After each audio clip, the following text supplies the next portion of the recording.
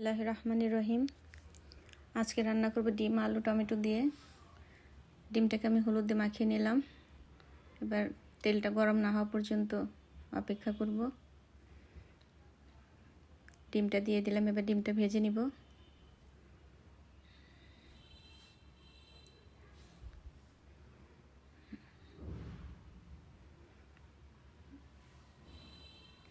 ডিমটা একটু নাড়াচাড়া করে উঠিয়ে ফেলবো।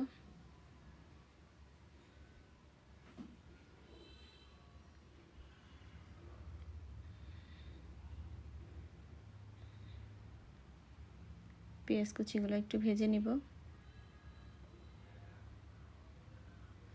আসলে আমার বাসায় অনেকগুলো আলু ছিল, নষ্ট হয়ে যাচ্ছে, তাই ভাবলাম যে আলু দিয়ে ডিম রান্না করি। আমার কাছে ভালোই লাগে আলু দিয়ে ডিম রান্না।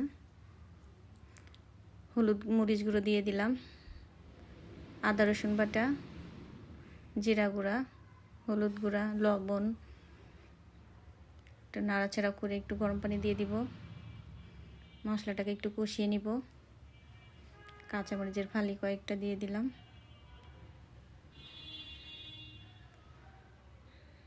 এবার আলুটাকে আমি একটু কষিয়ে নিব।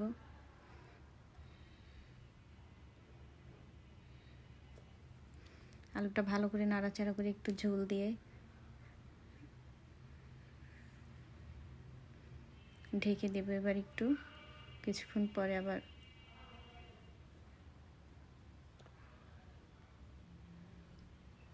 দেখতে পাচ্ছেন আলুটা কষানো হয়ে গেছে। এবার আমি একটু পানি দিয়ে দেব। আলু টমেটো আর ডিমটা নাড়াচাড়া করে একটু পানি ঢেলে দিব। ঝোলের পানিটা দিয়ে দেব। এখন দিয়ে দিলাম 2টা এলাচ, দারচিনি। এটা দিলে একটু ফ্লেভারটা অন্যরকম আসে। এবার পানিটা দিয়ে আমি ঢেকে দিব।